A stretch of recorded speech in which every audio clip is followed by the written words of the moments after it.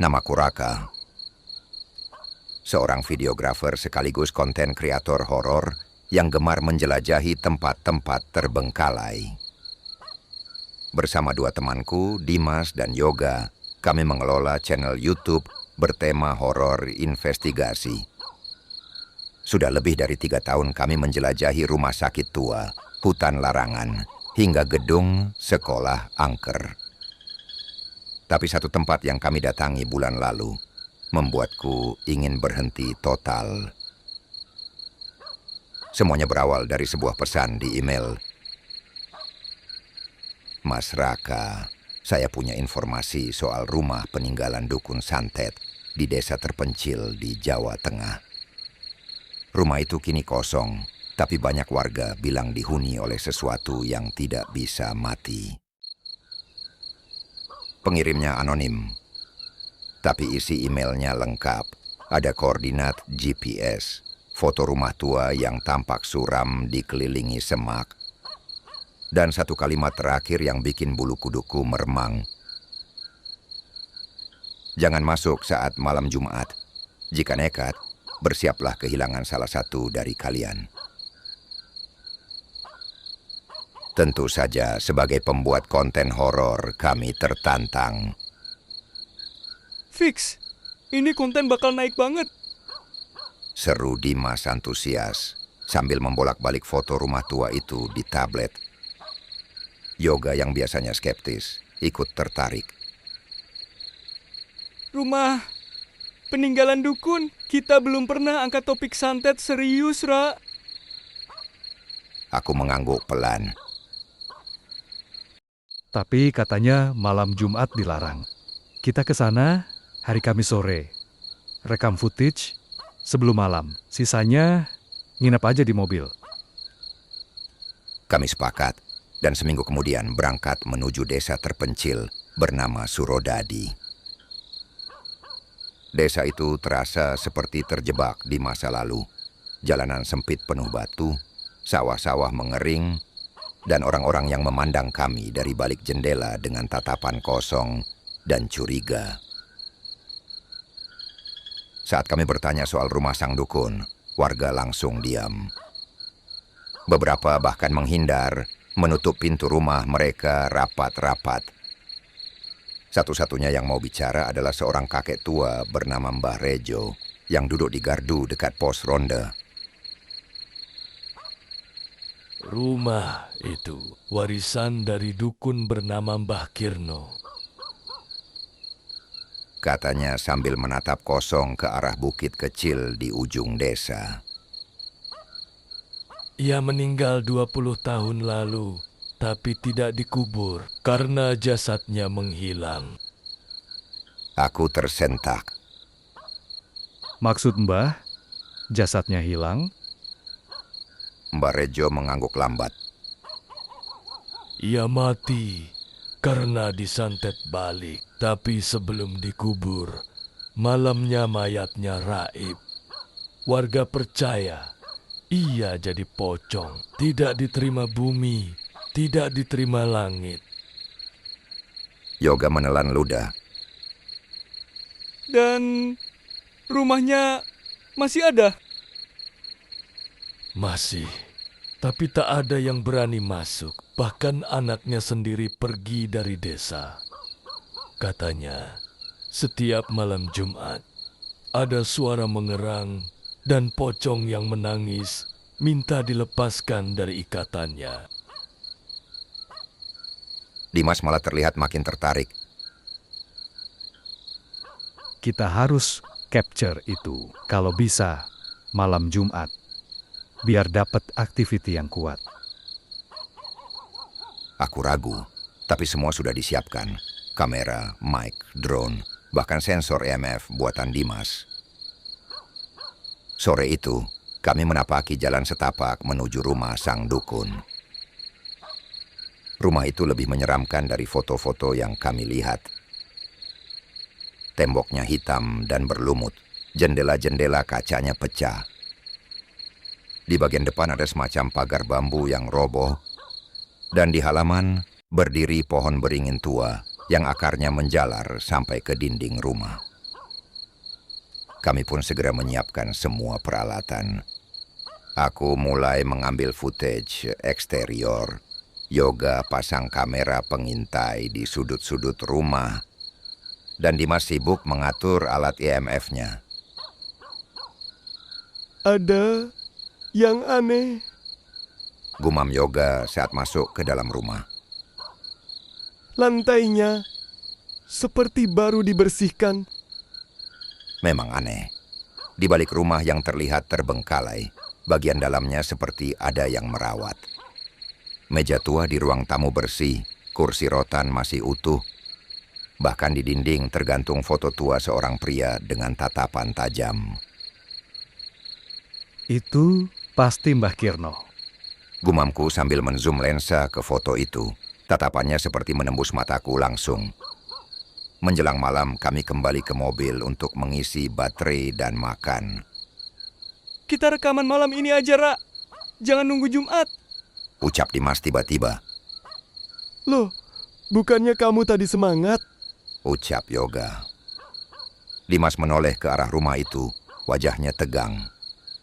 Aku tadi lihat sesuatu di dalam. Waktu kamu ke dapur, Ra.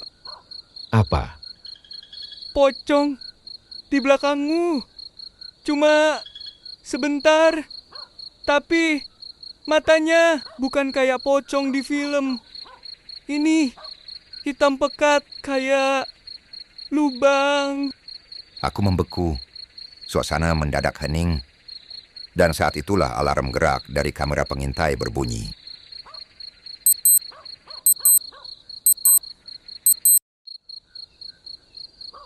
Alarm gerak itu terus berbunyi.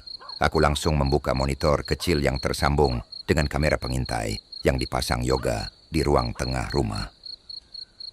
Tampilannya bergoyang sedikit karena kualitas sinyal, tapi kami bertiga langsung terpaku pada satu sosok di tengah layar.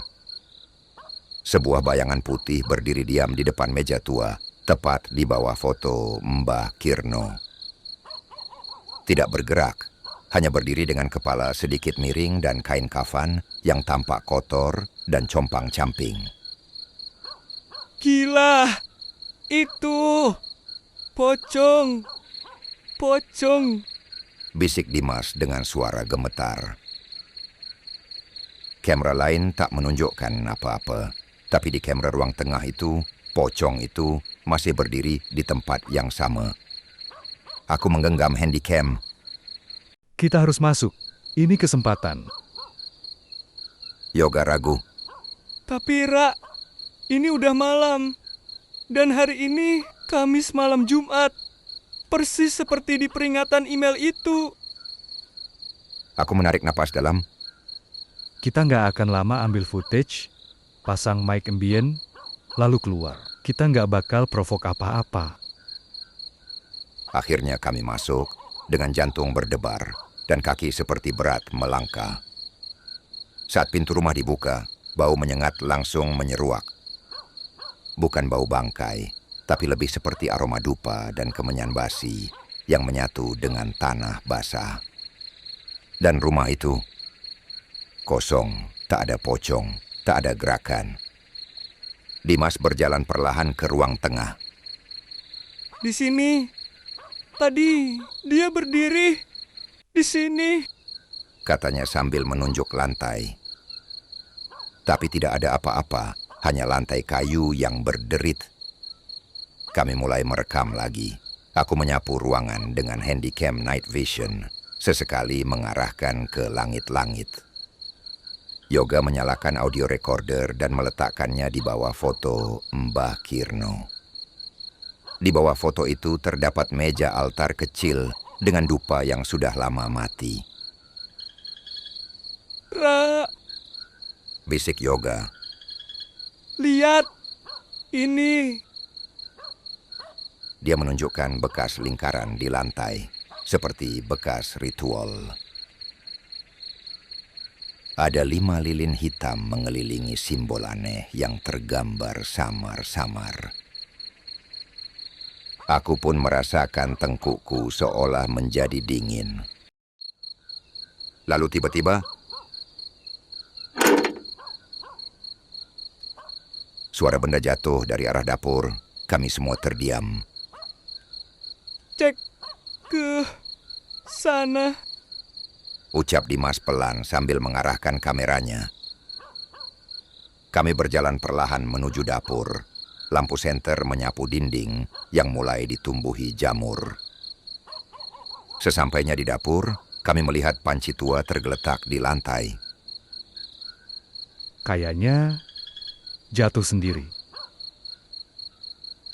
Tapi sebelum aku selesai bicara, terdengar suara lain.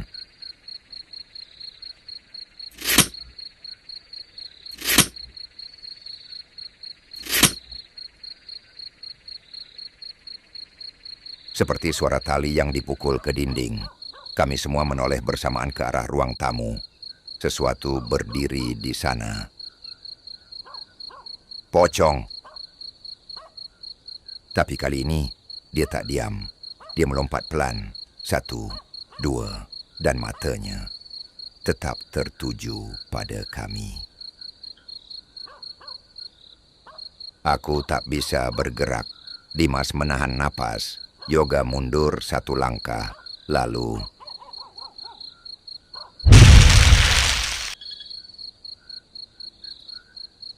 mic ambient yang kami taruh tadi terlempar sendiri dan menabrak dinding. Kami semua spontan kabur keluar rumah tanpa berpikir panjang. Dimas sempat tersandung di pintu, tapi berhasil bangkit dan terus lari. Begitu sampai di mobil, kami mengunci semua pintu, menyalakan lampu, dan duduk dalam diam hampir 5 menit. Gue dapet itu. Kata Dimas sambil menunjukkan hasil rekaman. Wajah pocong itu terekam jelas. Kulitnya seperti melepuh, kain kafannya berlendir, dan matanya bolong gelap, tapi bukan kosong. Seolah ada sesuatu di dalam kegelapan itu yang memperhatikan balik. Kami putuskan bermalam di mobil, parkir agak jauh dari rumah itu. Tak ada yang berani bicara banyak malam itu.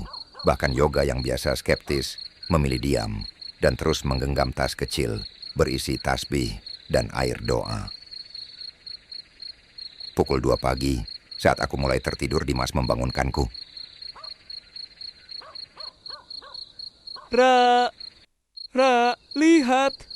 Ini. Dia menunjukkan kamera pengintai yang masih menyala dan tersambung dengan tablet. Sesuatu sedang merangkak keluar dari dalam lantai rumah, seperti muncul dari bawah papan kayu.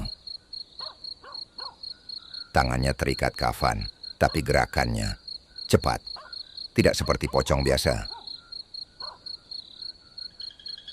Kita harus cabut sekarang juga. Seru Dimas. Tapi saat kami nyalakan mobil, mesin tidak mau hidup. Kami panik. Dimas mencoba berulang kali, tapi mesin hanya berbunyi cek, cek, cek, tanpa nyala. Tiba-tiba, alarm kamera kembali berbunyi.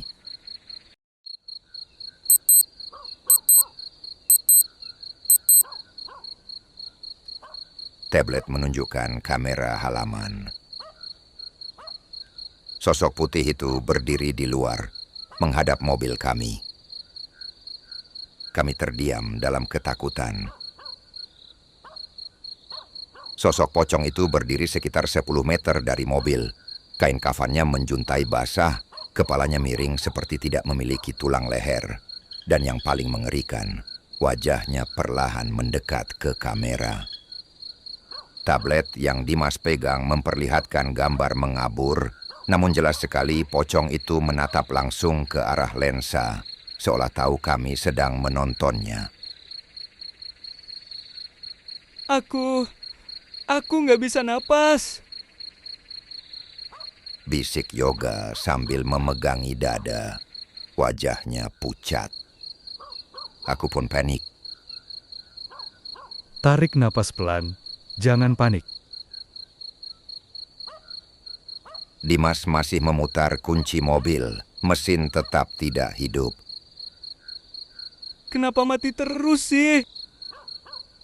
Dimas mulai histeris. Tapi sebelum sempat menenangkan diri, alarm sensor IMF tiba-tiba berbunyi keras di bagasi.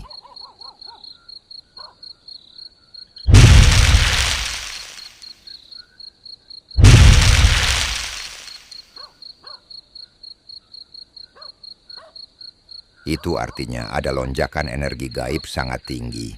Dan itu berarti makhluk itu semakin dekat. Kami langsung melihat keluar jendela dan tidak ada siapapun. Tablet menampilkan halaman kosong. Kamera pengintai mendadak mati total. Hilang. Bisik Dimas. Dan tiba-tiba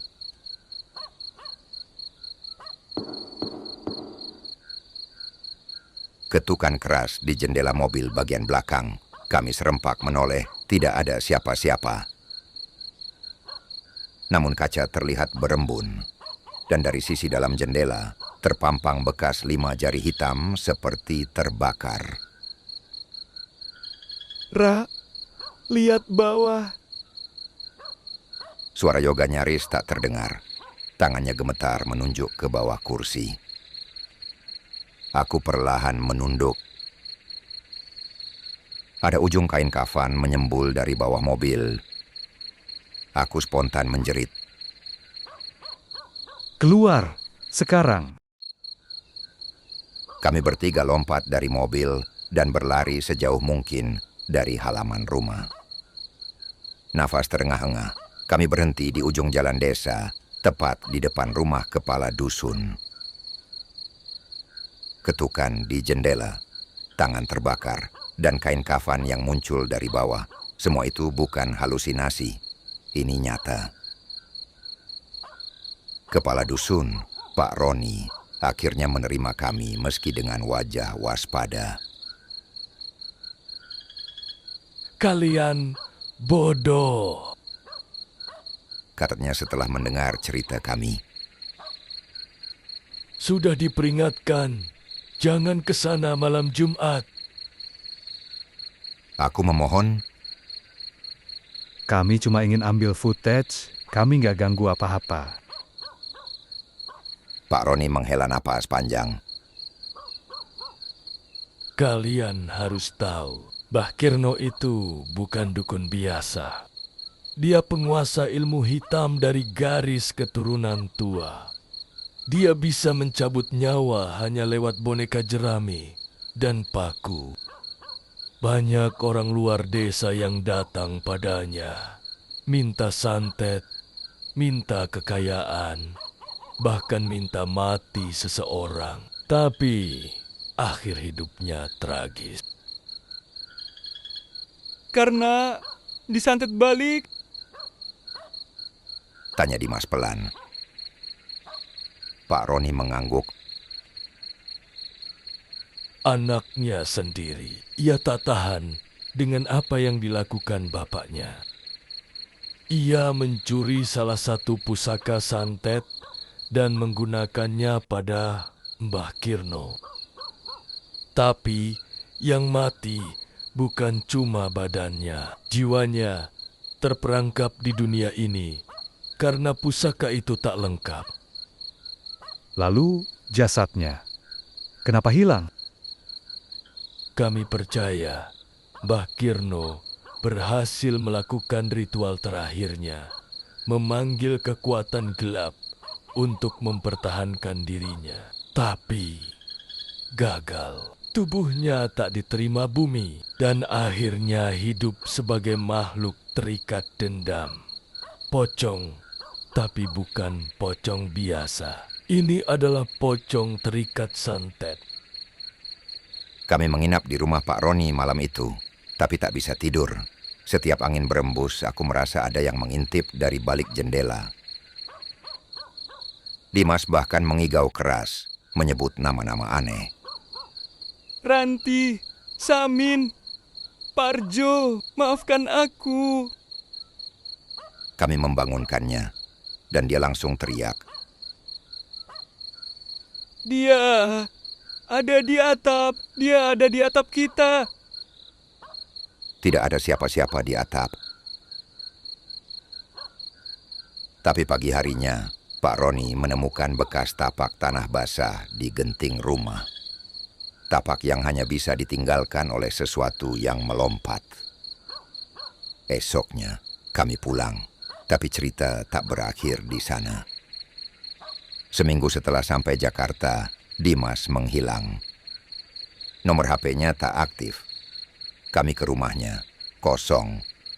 Tetangga bilang, terakhir lihat dia malam-malam keluar rumah sambil membawa handycam dan kain putih. Aku dan Yoga terpukul, apalagi saat kami membuka footage terakhir dari kamera Dimas. Dalam video itu, dia merekam dirinya sendiri di kamarnya. Gue nggak bisa tidur. Setiap malam, dia datang, Mbah Kirno. Dia minta dikubur, tapi nggak ada yang bisa ngelepas ikatan kafan terakhirnya. Gue harus balik ke rumah itu. Gue harus bantu dia. Video berakhir dengan Dimas tersenyum aneh, dan di belakangnya, refleksi wajah pocong muncul di cermin kamar.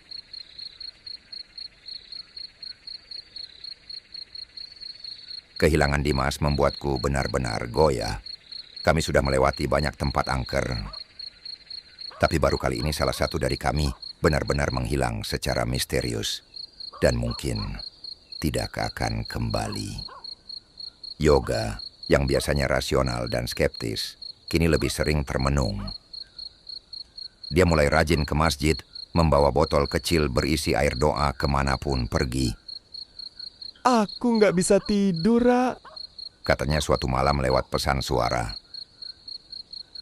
Setiap aku merem, aku kayak dengar suara orang menangis. Tapi bukan suara manusia. Suaranya kayak dikubur, hidup-hidup. Aku pun mengalami hal serupa. Malam-malamku dipenuhi mimpi buruk, sebuah liang lahat yang gelap, dan sosok berbalut kafan yang merangkak perlahan ke arahku dengan suara serak. Buka ikatanku, bebaskan aku. Aku bangun dengan keringat dingin, tapi suatu malam mimpi itu berbeda. Kali ini aku melihat Dimas. Dia duduk di dalam rumah tua itu, di bawah foto Mbak Kirno. Wajahnya kosong, dan di belakangnya, pocong itu berdiri, memegangi pundaknya. Aku merasa ini bukan sekadar mimpi. Gue harus ke sana. Kataku ke Yoga keesokan harinya. Lo gila? Yoga menatapku tajam. Udah jelas. Itu rumah terkutuk. Dimas saja hilang. Aku nggak mau kita terus dihantui. Mungkin ini cara untuk mengakhirinya. Mungkin, seperti kata Dimas, ada sesuatu yang belum selesai di sana. Yoga menghela napas dalam. Kalau gitu, gue ikut. Kami berangkat kembali ke desa Surodadi. Tapi kali ini, kami tidak membawa perlengkapan filming lengkap. Hanya kamera kecil, senter, air doa, dan satu alat, gunting kecil yang sudah didoakan oleh Ustadz. Sesuai petunjuk dari mimpi, kami datang malam Jumat Kliwon. Rumah itu terlihat lebih suram dari sebelumnya. Pohon beringin di halaman tampak lebih hitam. Udara begitu berat. Setiap langkah mendekat seperti menarik kami ke dunia lain. Kami masuk dengan membaca doa. Langkah kaki kami bergema pelan di dalam rumah. Sunyi. Tak ada suara selain desiran angin dan detak jantung kami sendiri. Namun di ruang tengah kami menemukan sesuatu yang mengejutkan. Kamera milik Dimas diletakkan rapi di atas meja, seolah-olah ditinggalkan dengan sengaja. Aku langsung memutar rekamannya. Ini, Dimas, aku kembali ke rumah ini untuk menyelesaikan ikatan. Mbah Kirno tidak akan tenang sampai tali kafan terakhirnya dipotong. Tapi hanya bisa dilakukan oleh orang luar yang pernah melihat wajah aslinya. Dan aku sudah melihatnya. Jika aku tidak kembali, tolong kalian selesaikan. Tiba-tiba, kamera mati sendiri. Di layar muncul bayangan putih dan terdengar jeritan pendek Dimas, lalu hening. Dia udah nggak ada, Kata Yoga pelan. Aku menggenggam gunting erat. Kita harus cari pocong itu dan lepaskan ikatannya. Kami memeriksa setiap sudut rumah. Sampai akhirnya di ruang belakang yang dulu terkunci, kami temukan sebuah pintu kecil menuju ruang bawah tanah. Aroma menyengat menyambut kami. Tangga kayu tua menuju kegelapan yang dalam. Kami menyalakan senter dan menuruni tangga dengan gemetar. Di dasar ruang bawah tanah itu ada makam palsu. Sebuah liang kecil, tapi di atasnya ada pocong duduk tegak. Ya, duduk. Kepalanya menunduk, tubuhnya diam, namun kami tahu. Dia sadar akan kehadiran kami. Tiba-tiba dia mengangkat wajahnya, matanya bolong, darah mengucur dari rongga matanya. Tangannya perlahan terangkat, menunjuk ke bagian belakang kepala, tempat di mana ikatan terakhir berada. Lakukan sekarang. Seru Yoga. Dengan langkah gemetar, aku dekati pocong itu. Gunting di tangan bergetar. Tanganku menggapai perlahan bagian belakang kepalanya.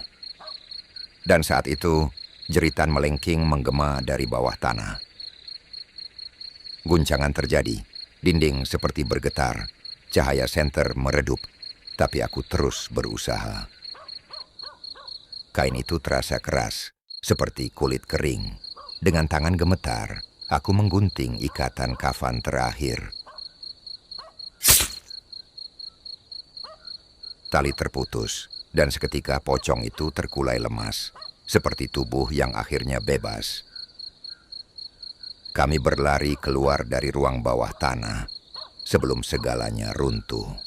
Begitu sampai di luar, pohon beringin mengeluarkan suara retak, dan terbakar sendiri tanpa api. Kami jatuh terduduk, terengah, lalu sunyi, tak ada lagi energi jahat. Tak ada lagi bayangan. Dan untuk pertama kalinya sejak Dimas menghilang, kami merasa ringan. Beberapa minggu setelah kejadian itu, kami tak lagi mengalami gangguan. Mimpi buruk berhenti. Kamera pengintai kami tak lagi menunjukkan sosok misterius. Pohon beringin di halaman rumah dukun itu kini hanya tinggal arang hitam. Kami pikir semuanya sudah selesai. Sampai suatu malam, aku menerima email. Pengirimnya tak dikenal. Subjeknya hanya satu kata, tukar. Isi email itu singkat. 1 jiwa telah bebas. Maka 1 jiwa harus menggantikan. Warisan ini tak bisa kosong. Persiapkan dirimu, pewaris. Aku merasa mual. Kepalaku pusing, dan saat membuka lampu kamar, aku melihat garis kain kafan tergeletak di bawah ranjang. Tidak utuh, seperti sisa potongan dari ikatan terakhir pocong itu. Aku segera menghubungi Yoga. Dia menjawab dengan suara lemah. gue juga dapet email yang sama. Dan gue nemu sesuatu di rumah gue, Ra. Boneka jerami. Di dadanya tertusuk jarum hitam. Kami panik. Kami merasa sudah membebaskan arwah Mbah Kirno. Tapi justru itu membuka sesuatu yang lebih besar. Ritual warisan. Kami kembali ke desa Surodadi. Kali ini dengan niat mencari jawaban terakhir. Siapa sebenarnya Mbah Kirno? Dan apa maksud dari warisan itu? Pak Roni awalnya menolak bicara. Tapi saat kami tunjukkan email yang kami terima, wajahnya langsung berubah pucat. Jadi, sudah dimulai lagi.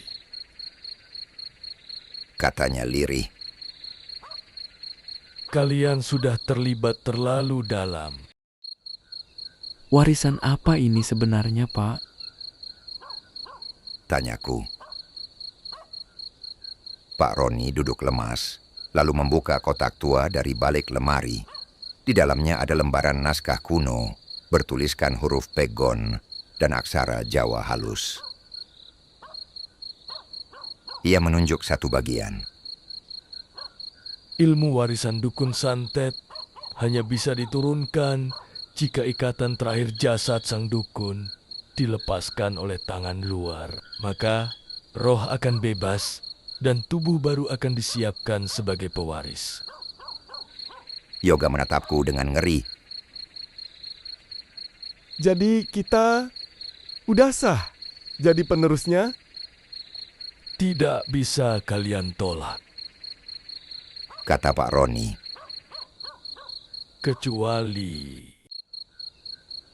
Kecuali apa? Pak Roni memandang kami dengan mata tajam. Kecuali kalian musnahkan pusaka terakhir milik Mbah Kirno. Kami akhirnya tahu pusaka itu adalah tongkat kecil dari kayu randu yang digunakan untuk memanggil roh dan mengikat jiwa korban santet. Tongkat itu disembunyikan di dalam kamar utama rumah tersebut, di balik lantai kayu. Dengan restu Pak Roni dan ditemani 2 warga desa yang paham dengan ritual pembersihan, kami kembali untuk terakhir kalinya ke rumah tua itu. Malam hari, tepat pukul 12, kami gali lantai kamar utama. Dan di balik papan itu, kami menemukan tongkat kayu yang dibalut kain merah. Ketika diangkat, udara di sekitar kami tiba-tiba menjadi sangat dingin. Salah satu warga berteriak, Bakar sekarang juga! Kami siram tongkat itu dengan minyak dan menyalakan api.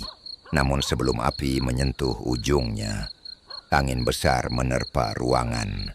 Dinding rumah bergetar hebat. Dari langit-langit muncul wajah Mbah Kirno. Bukan dalam bentuk manusia, tapi kabut hitam menyerupai wajah. Dengan mata menyala merah, ia melengking. Kembalikan warisanku, kalian pengkhianat! Kami melantunkan doa. Api menyala lebih besar. Dan begitu lidah api menjilat tongkat kayu itu, jeritan menggema di seluruh rumah.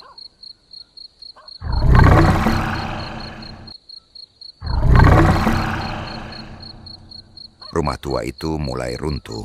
Kami lari keluar, dan sesaat setelah menjejak tanah halaman, rumah itu ambruk total. Tidak ada lagi rumah dukun, hanya debu dan api. Dan ketika debu mulai mereda, kami menyadari sesuatu. Langit mulai terang, bintang muncul, angin menjadi hangat. Semua telah selesai, atau kami pikir begitu. 3 bulan berlalu, channel YouTube kami kembali aktif. Video eksplorasi terakhir yang kami unggah tentang rumah dukun santet menjadi viral. Komentar penuh dengan orang-orang yang merasa merasakan energi aneh dari videonya. Hingga suatu malam, saat aku sedang mengedit footage tambahan, laptopku mendadak menyala sendiri. Layar jadi hitam, lalu muncul video dari kamera milik Dimas. Tapi ini bukan yang pernah kami lihat. Dimas ada di ruang bawah tanah, tapi dia berdiri, wajahnya datar. Di belakangnya ada bayangan seseorang memakai kain kafan setengah terlepas. Dimas berkata pelan, Warisan sudah aku terima, tapi bukan aku yang akan menjaganya. Sekarang giliranmu, Raka. Video berhenti, dan di layar laptop muncul satu kata, terketik otomatis. Lanjutkan. Setelah video itu muncul, aku tak bisa tidur. Kata lanjutkan terus terngiang-ngiang di kepalaku. Setiap malam, aku merasa seperti diawasi. Bukan hanya dari bayangan ruangan, tapi dari dalam diri sendiri. Aku mulai bermimpi aneh. Dalam mimpiku, aku berada di ruangan gelap, duduk di atas kursi kayu. Di sekelilingku, puluhan boneka jerami dengan wajah manusia berdiri kaku. Lalu terdengar suara pelan. Raka, kamu pewaris. Darahmu sudah bercampur dengan tanah leluhur Kirno. Hanya kamu yang bisa melanjutkan kutukan. Aku terbangun dengan tubuh bergetar, hidungku berdarah. Yoga pun tak luput. Ia sering mengeluh sakit kepala hebat. Suatu malam, ia meneleponku sambil menangis. Ra, gue nggak kuat. Gue ketemu Dimas. Nemu Dimas di mana? Di kamar mandi rumah gue. Dia berdiri di pojokan, mukanya rusak, dan dia minta maaf. Katanya dia udah telat. Katanya giliran gue sekarang. Yoga mengurung diri. Aku mencoba menemuinya, tapi ia tak mau membuka pintu. Seminggu kemudian, aku mendapat kabar dari tetangganya. Yoga ditemukan tak sadarkan diri. Di kamarnya terdapat lingkaran garam dan darah ayam di lantai. Dan di tengahnya, tongkat kayu yang dulu kami bakar. Mustahil, tongkat itu harusnya sudah hancur. Aku tak tahu harus kemana, tapi satu-satunya orang yang bisa memberiku jawaban tinggal satu. Ibu kandung Mbah Kirno, seorang nenek renta yang katanya masih hidup dan dijaga di rumah jompo di luar kota. Aku pun bergegas pergi ke sana. Saat kutanya tentang Kirno, si nenek hanya tertawa. Giginya tinggal beberapa, tapi matanya menatapku tajam, seolah menembus batinku. Kamu sudah dipilih. Kamu pikir warisan itu bisa dibakar begitu saja? Aku nggak mau warisan itu. Bentakku. Dia tertawa lebih keras. Kamu sudah memutus ikatan terakhirnya. Artinya, kamu membuka gerbangnya. Aku akan menutup gerbang itu. Mata nenek itu tiba-tiba memutih. Ia mendongak dan berbisik. Sudah terlambat, Raka. Ilmu itu sudah tumbuh dalam darahmu. Malam itu aku mengurung diri di kamar. Semua alat elektronik kulepas. Kamera, laptop, bahkan lampu kututup dengan kain hitam.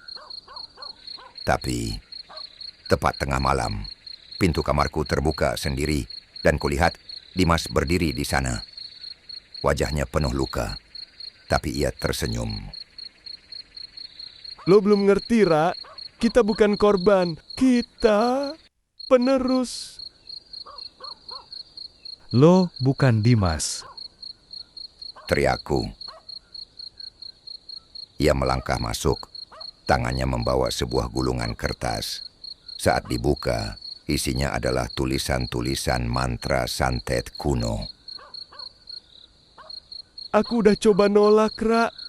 Tapi makin dilawan, makin besar kekuatannya. Lo juga akan merasakannya. Lambat laun, lo gak bisa tidur. Lo bisa tahu isi hati orang. Lo bisa buat orang kesakitan cuma dengan niat. Dan akhirnya lo bakal pengen coba. Aku mengambil botol air doa dan menyiramnya. Sosok Dimas berteriak kesakitan, lalu menghilang seperti asap.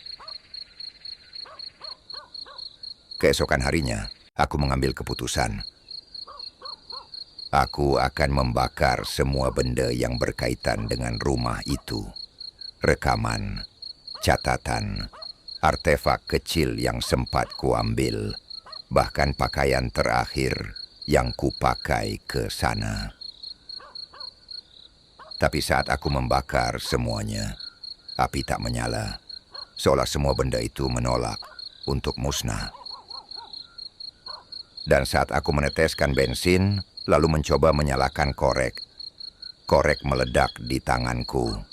Aku tersungkur, dan saat membuka mata, aku sudah tak di halaman rumah. Aku berada di dalam ruang ritual Mbah Kirno. Di sekelilingku, boneka jerami kembali berdiri. Dimas dan Yoga berdiri di depanku. Mereka tersenyum, namun mata mereka kosong. Sekarang giliranmu memimpin, Raka. Aku berteriak, tapi suara tak keluar. Tangan dan kakiku terikat oleh tali tak kasat mata. Dan di hadapanku muncul sesosok bayangan besar. Mbah Kirno. Bukan lagi pocong, tapi roh hitam yang kini berbentuk manusia bertanduk, dengan mata merah menyala. Kamu, pewarisku, darahku, anakku. Aku ingin berkata tidak, tapi tubuhku mulai bergetar hebat. Darah dari hidungku menetes lagi. Dan kali ini, darah itu membentuk simbol santet di lantai. Di tengah ruang ritual itu, tubuhku gemetar. Aku tak lagi bisa membedakan mana nyata dan mana ilusi. Segalanya begitu jelas, tapi terasa seperti mimpi buruk yang tak bisa kuakhiri. Ambil tongkat itu! Suara Mbak Kirno menggema. Pimpin mereka, lanjutkan ilmu ini, atau mereka akan terus menghantuimu seumur hidupmu. Tongkat itu tergeletak di hadapanku, berdarah, berdenyut seperti jantung. Dimas dan Yoga berdiri di sampingku. Wajah mereka kosong, namun ada air mata mengalir dari mata mereka. Seolah dalam hati kecil mereka, mereka masih sadar dan memohon agar aku jangan meneruskan. Aku memejamkan mata. Aku tahu satu hal. Aku harus menghancurkan ini. Sekarang atau tidak selamanya. Tanganku menggenggam botol kecil berisi air doa terakhir yang kubawa. Dengan sekuat tenaga, aku menyiramkannya ke lingkaran simbol darah di tanah. Teriakan menggema. Simbol itu mendesis, seperti terbakar dari dalam. Mbah Kirno meraung marah. Ia melayang, menubruk ke arahku, mencoba menyerap tubuhku. Tapi saat roh itu menyentuh tubuhku, aku membaca semua doa yang pernah kuingat. Mulutku mengucap, La haula wala quwata illa billah. Api putih membakar sekelilingku. Suara-suara jeritan dari para korban santet menggema seperti genderang neraka yang pecah. Dimas dan Yoga jatuh tersungkur. Mereka menangis, seolah sadar kembali. Dimas menatapku dengan mata merah. Hancurkan, hancurkan sebelum dia kembali. Aku memandang tongkat kayu warisan itu. Sekarang, di tengah api putih, tongkat itu mulai terbakar perlahan. Aku mengambilnya dengan tangan berdarah dan mematahkan tongkat itu jadi dua. Seketika, seluruh ruang ritual berguncang. Boneka-boneka jerami terbakar sendiri. Arwah-arwah hitam beterbangan, menjerit, terhisap ke pusaran cahaya. Dan Mbah Kirno melengking terakhir kali. Kutukan ini tidak akan pernah selesai. Aku akan kembali di darah anak-anakmu. Ledakan cahaya menghantamku ke gelap. Aku terbangun di rumah sakit. Di sampingku, Yoga duduk dengan tangan di perban. Dia masih hidup. Dimas juga, meski masih koma, tubuhnya mulai menunjukkan tanda-tanda kesadaran. Kami berdua selamat, dan rumah dukun itu, menurut berita, lokasi rumah itu kini menjadi tanah kosong. Namun warga desa sering mendengar suara tertawa kecil di malam hari, tapi tak ada lagi yang berani mendekat. Aku memutuskan berhenti dari dunia konten horor. Channel YouTube kami ditutup. Semua footage tentang rumah itu kuhapus. Tapi anehnya, beberapa video kami masih muncul sendiri di forum-forum gelap. Dan di akhir video, ada pesan aneh muncul beberapa detik sebelum layar hitam. Satu warisan telah putus, tapi darahnya masih berjalan. 3 tahun kemudian, aku kini tinggal di kota kecil, menjalani hidup tenang. Namun suatu malam, anakku yang berumur 2 tahun menunjuk pojokan kamar dan berkata, "Ayah, itu kakek hitam. Dia bilang, aku pewaris." Aku memeluk anakku erat sambil bergetar, kutukan. Mungkin tak bisa dihentikan, tapi akan kulawan selamanya. Sampai aku mati. Tamat.